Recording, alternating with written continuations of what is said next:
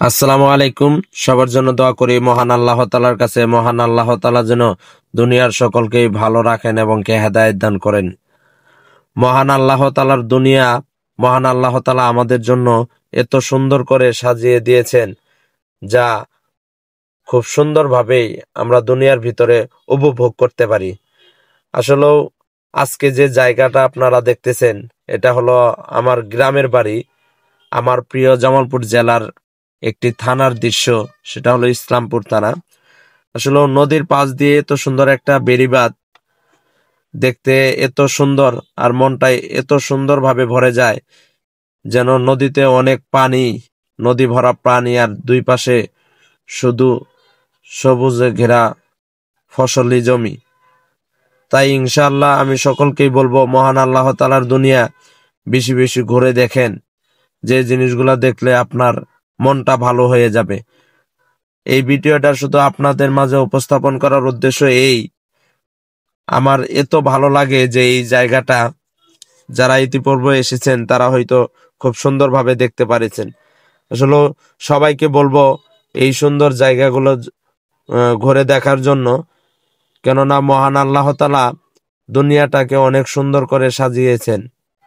অনেকেই বুঝতে পারেন, অনেকেই বুঝতে পারেন না। তাই মহান আল্লাহ তাআলা আমাদের শেষ নবী হযরত মুহাম্মদ সাল্লাল্লাহু আলাইহি ওয়াসাল্লাম তিনি বলেছেন যে তোমরা বেশি বেশি সফর করো এবং কি বেশি বেশি ঘোরাফেরা করো।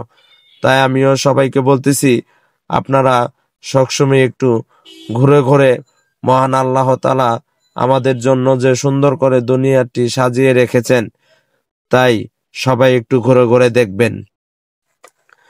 আকাশ, উপরে আকাশ, নিচে পানি, মাঝখানে জমি।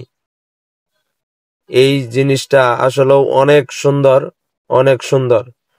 যা জায়গাটাও সুন্দর। আমাদের জামালপুর জেলার সেরা থানাটি ইসলামপুর থানা। ইসলামপুর থানার ভিতরে আরো অনেক সৌন্দর্য জিনিস আছে, যা আপনারা ইসলামপুর থানার মানুষ ঘুরে ঘুরে দেখেছেন। আমি অন্য অন্য থানার মানুষদের দাওয়াত দিচ্ছি যে আমাদের মোরাদাবাদ নদীর ঘাট এবং কি মোরাদাবাদ বেড়িবাঁধ আপনারা এসে ঘুরে যাবেন। অবশ্যই আপনাদের নিজেদের মনটা পরিবর্তন করে নিয়ে যেতে পারবেন এই জায়গা থেকে। আরো সবচেয়ে খুশির বিষয় হলো, এই জায়গায় এসে আপনারা নদীর পিওর যে কোনো মাছ পেয়ে যাবেন। এই আমাদের বেড়িবাঁধের উপরে বিশাল এক মাছ আড়ত প্রত্যেক দিন সকাল বিকাল বসে। যারা নদীর পিওর মাছ খেতে চান, তবুও আমার থানা ইসলামপুর এবং কি মোরাদাবাদ বেড়িবাঁধে আসতে পারেন। এই জায়গাটাই মোটামুটি সবসময় মানুষ ভিড় করে থাকেন। তবে আপনারা যারা এখনো আসেন নাই, অবশ্যই এই বেড়িবাঁধ এসে ঘুরে যাবেন ইনশাআল্লাহ।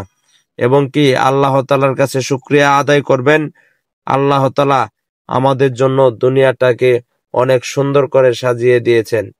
তাই ইনশাআল্লাহ মহান আল্লাহ তাআলার কাছে আমরা শুকরিয়া আদায় করব, যেন কাল কিয়ামতের দিন মহান আল্লাহ তাআলা আমাদেরকে যখন বলবেন যে আমি তো তোমাদের জন্যই দুনিয়াটা অনেক সুন্দর করে সাজিয়েছি, আমরা যেন মহান আল্লাহ তাআলাকে বলতে পারি তোমার নিয়ামতের শুকরিয়াও আমরা আদায় করেছি।